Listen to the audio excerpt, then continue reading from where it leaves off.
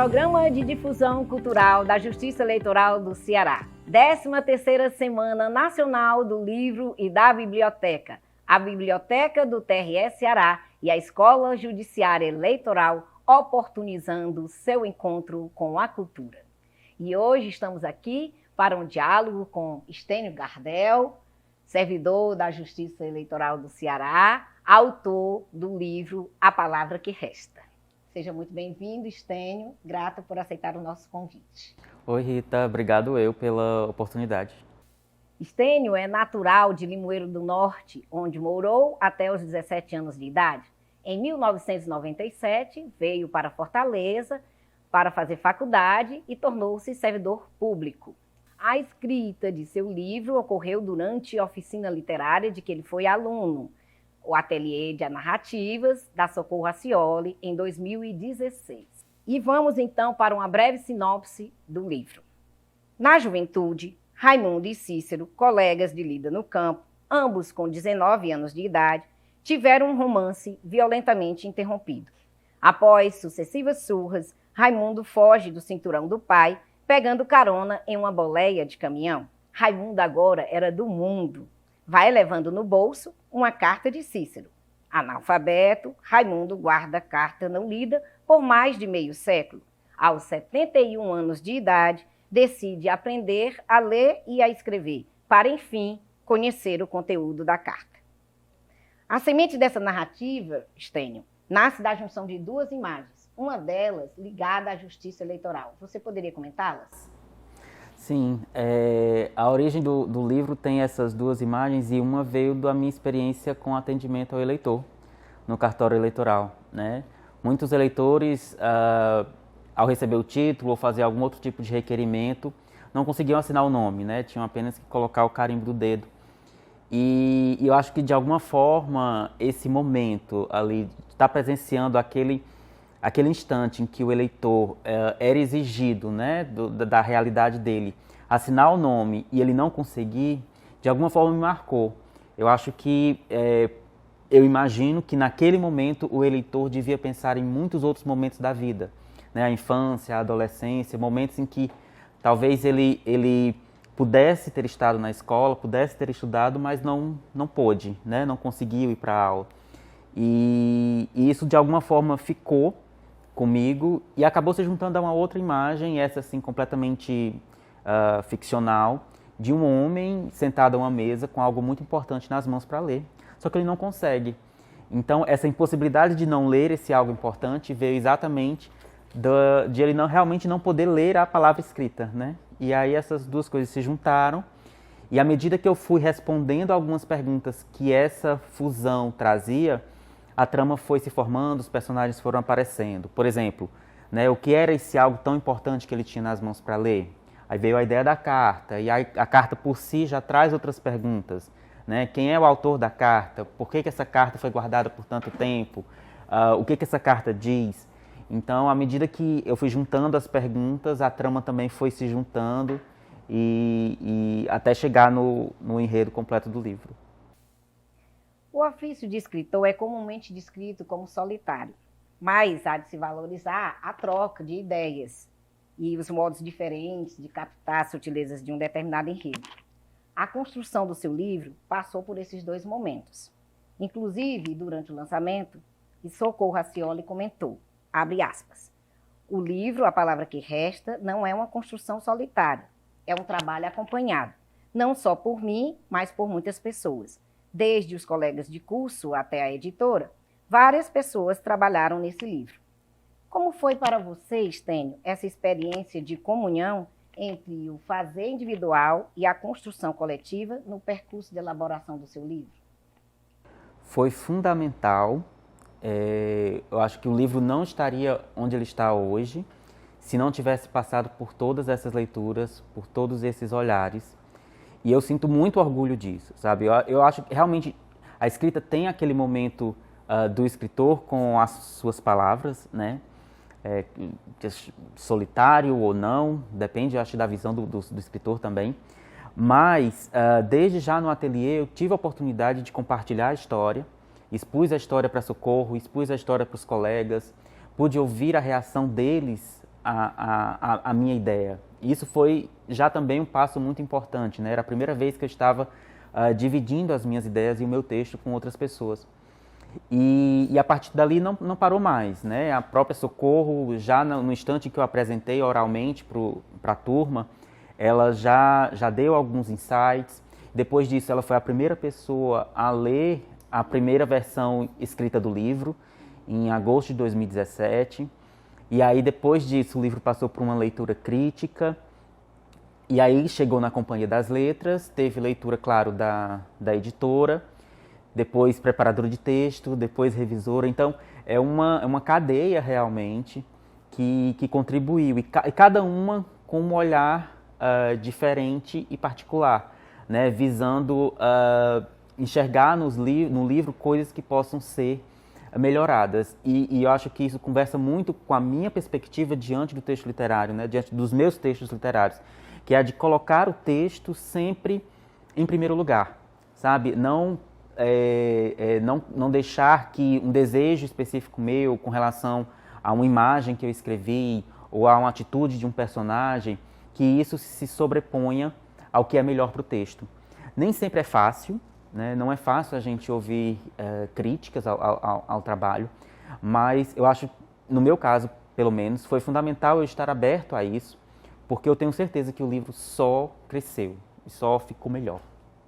Inclusive o título, né, original não era a palavra que resta, né? Era a palavra Raimundo ou Raimundo Palavra. E o título sofreu nessa, digamos, desse brainstorming, né? Sofrer no bom sentido, sentido positivo. Você se socorreu de várias sugestões, fez lista. Fala um pouco, como é que chegou? O título inicial era a palavra Raimundo, vinha desde assim, a primeira versão, né? E ficou durante muito tempo, até que quando o livro começou a passar pelo processo de edição mesmo, em conversa com a editora, ela e um outro colega também, que tinha lido o livro lá dentro, eles acharam que seria interessante, num primeiro romance, principalmente, que o título da obra tivesse uma ligação mais clara com o enredo, né, com a história que estava sendo contada. E aí, assim, de início eu senti um pouco, porque eu gostava muito, a palavra Raimundo era muito caro para mim, eu acho que tinha ligação com o enredo, mas realmente não de uma forma tão direta como eles acharam que seria benéfico ter. E aí eu concordei com o ponto de vista deles, e a partir daí a gente ficou trocando e-mails com várias sugestões. E um dia, ao receber o arquivo editado da editora, ela sugeriu esse A Palavra que Resta. E ele foi ficando, foi o que eu mais gostei, foi ficando o que nós mais gostamos. E ficou, e hoje eu acho assim, que é um título muito bonito. E eu acho que ele agrega até mais opções de significado quando a pessoa lê o livro, né? E o título ele cresce mais do que o título anterior. E eu sou muito feliz por ter encontrado ele. Na caverna em que você tem medo de entrar, está o tesouro que você busca. Assim nos diz Joseph Campbell. Raimundo enfrentará a seu modo suas cavernas simbólicas, para atender à estrutura do monomito, ou a jornada do herói. O ser comum que enfrenta seus desafios e, por fim, a experiência o transforma. Fala-nos um pouco de Raimundo, de seus medos, suas cavernas simbólicas, seus desafios, enfrentamentos, transbordamentos. Quando eu estava pensando no Raimundo, eu tinha esse aspecto da ação, que era o quê? Que era um homem já de certa idade, que iria para a escola para aprender a ler e escrever com o objetivo de ler uma carta. Mas a partir daí, eu sabia que isso não era suficiente para se ter um livro, né? Eu precisava ter exatamente essas questões, os pontos escuros do Raimundo, as descobertas que ele teria que fazer. E aí, durante a escrita, eu acho que duas coisas foram muito importantes e foram muito centrais para exatamente expandir as possibilidades até se ter o material do romance, né? que eram medo e vergonha, né? Digamos assim, como os obstáculos a se vencer, né? Como as esquinas que ele teria que dobrar para passar pela transformação de que você fala, né? Medo de quê? O medo de que a sua pessoa, né, o seu ser posto nesse mundo que não o aceita. Então, medo de como a sua atitude, a sua posição pode afetar as outras pessoas e, claro, afetar ele mesmo, né? Daí a violência que ele sofre de inúmeras formas.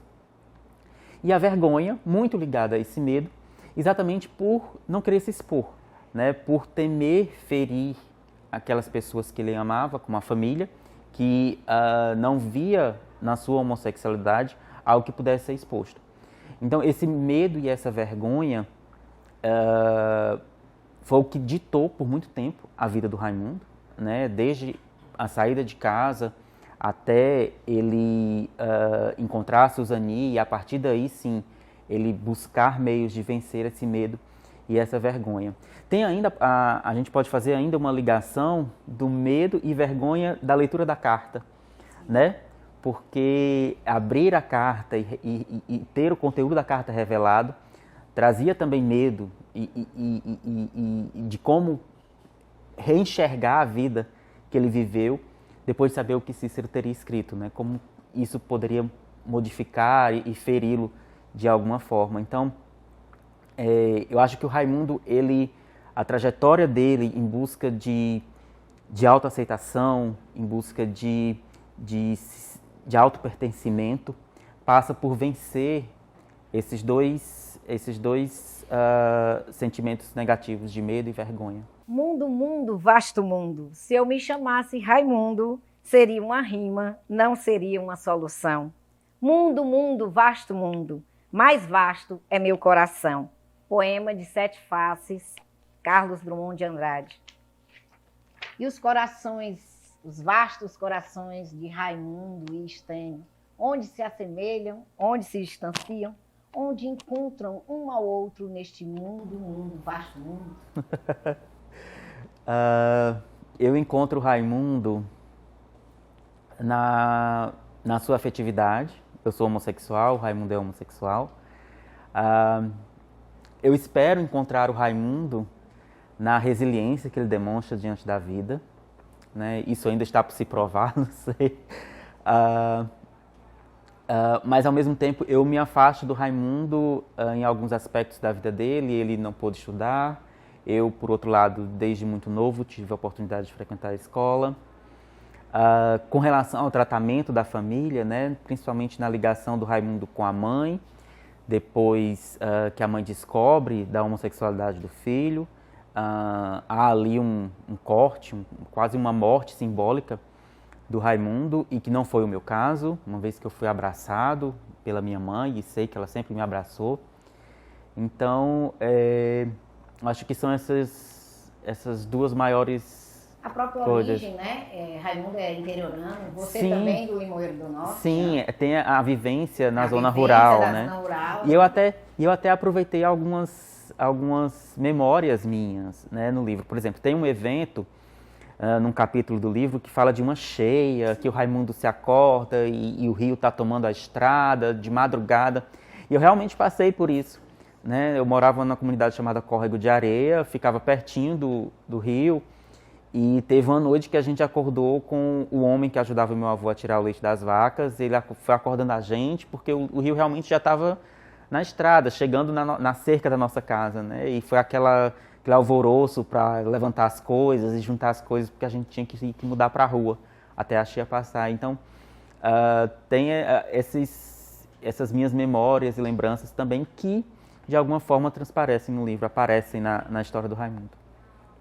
Ainda nessa estrutura descrita por Campbell, a da jornada do herói, os protagonistas das histórias sempre encontram pessoas que irão ajudá-los durante sua travessia.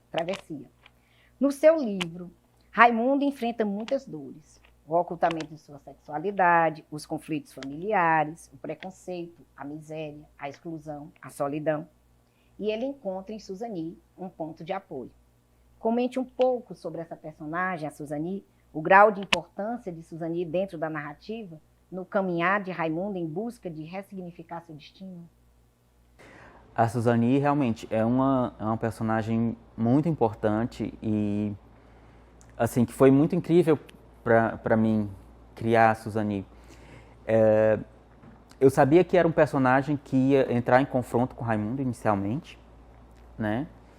Mas que, a partir desse confronto, o Raimundo passaria por, digamos, parte da sua transformação, né?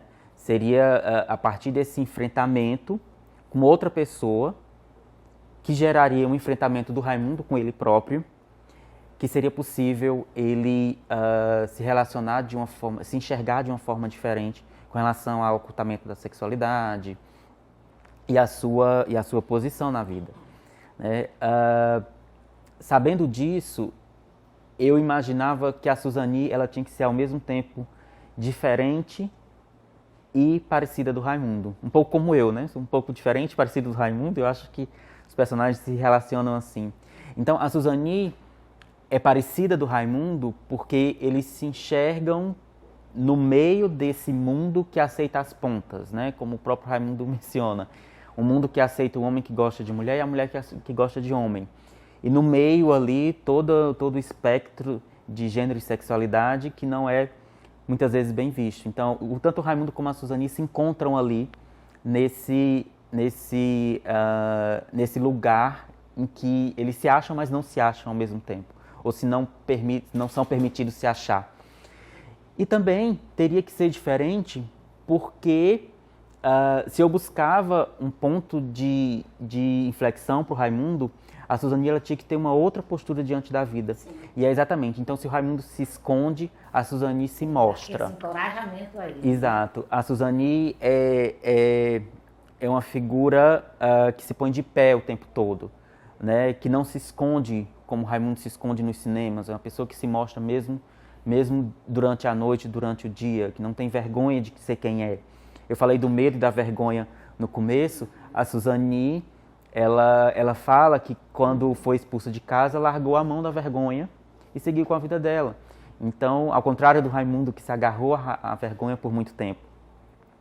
Então, foi digamos assim, esse duelo, essas aproximações, esse jogo de aproximação e de diferenças entre os dois, que eu acho que permitiu chegar aonde o relacionamento dos dois chega, né?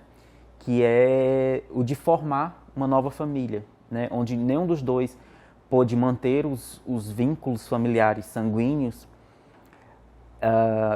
mas ao se encontrarem, passarem pelo que passam, eles puderam estabelecer uma relação afetiva familiar mesmo, né? Chegando a morar juntos e ter amigos e constituir ali uma nova forma de se relacionar, diferente da família sanguínea que não os aceitou.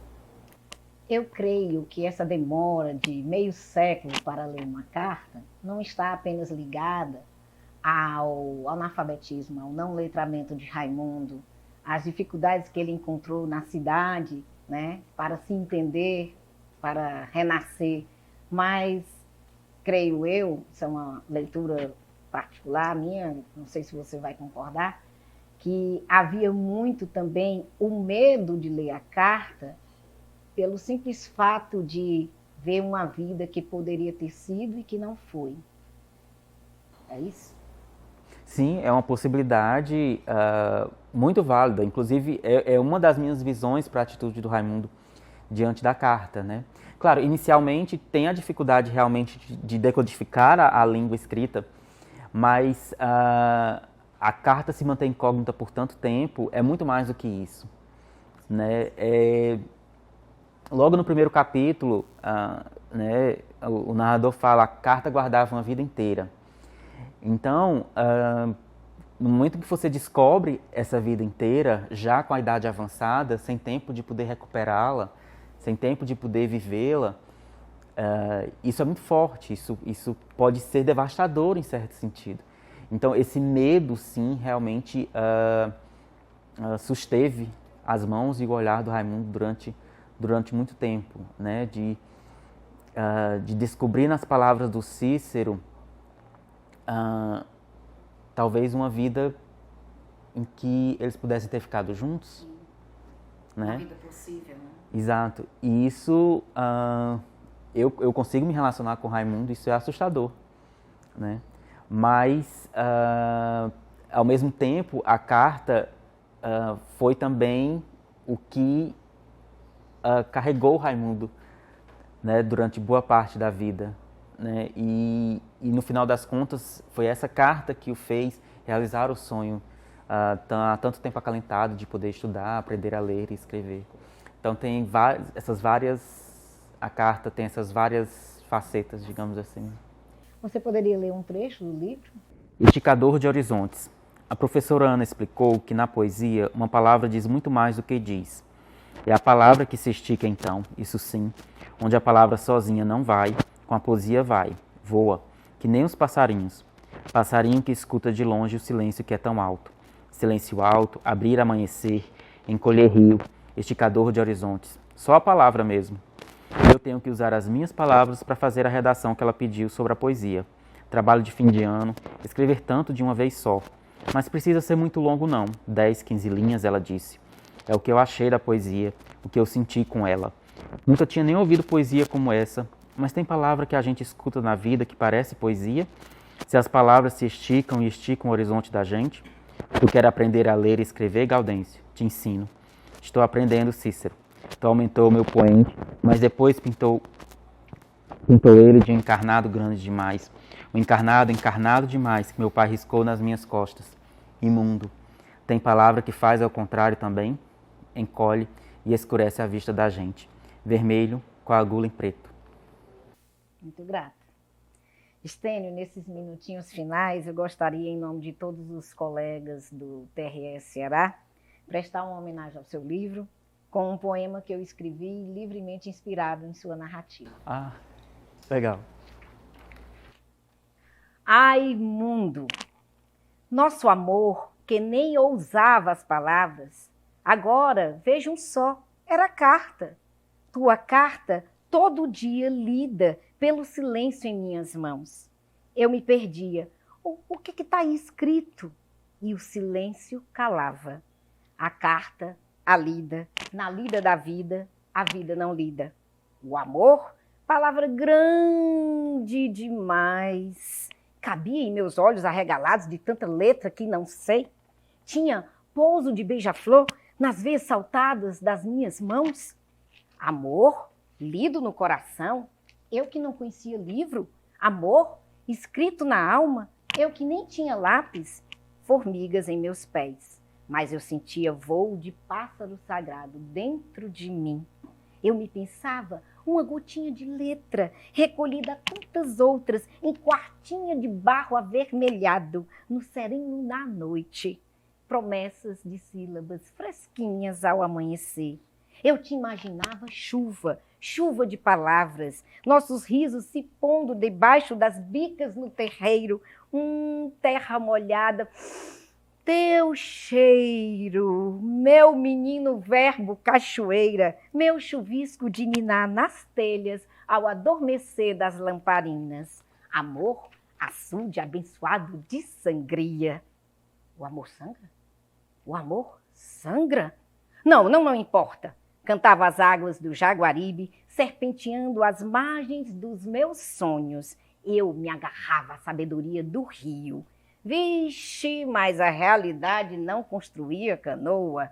Na nascente, desejo ardente. Na foz, o pé na estrada. Quanta terra, areia, peleja empoeirando as letras no papel. Quanto barro, deserto, medo de que o pó fantasma do tempo me apagasse junto com as tuas palavras virgens. Quantas léguas mudas nos calos sangrentos da carta não lida do nosso amor. Quanta assombração da multidão na cidade grande querendo me apavorar de solidão. Por Deus, fala onde brotam as palavras nesse chão medonho. No asfalto tristonho, eu, estrada, carroçal. Mas um dia, a teima da gente consegue vencer. Um dia a gente consegue sim ler bem a coragem dentro da alma da gente, que há tempos já lia a gente. Um dia a gente consegue ler, renascer, ser. Tu, amor Cícero sincero, Eu, amor, Raimundo, mundo. Ai, mundo, como eu aprendi, no além das palavras, o voo da asa branca em nós. Aprende também, mundo, limpa teu leito assoreado. Aprende a ler, mundo, a ler o amor, universo. Uau! Sinta Obrigado. como uma homenagem de todos os servidores da Justiça Eleitoral pela majestade do que você escreveu Que é isso? que trouxe ao mundo, para todos nós. Nossa, Rita, eu que agradeço. Uma parte mais surpreendente, a parte mais surpreendente para mim, eu acho, desse processo todo, principalmente depois da publicação, é poder viver isso, essa troca, e ver como o livro alcança as pessoas, e você ter escrito esse belo poema a partir da leitura do livro é emocionante para mim. Exatamente demonstra a força da literatura e como a gente pode se agarrar nela. Muito obrigado de novo pelo convite, foi muito boa a nossa conversa. Agradecemos novamente, desejamos a todos muita leitura, né? Que isso é importante, muita descoberta através da leitura, através da vida, né? A gente também tem que ler a vida. E abraços poéticos a todos. A palavra que resta é gratidão.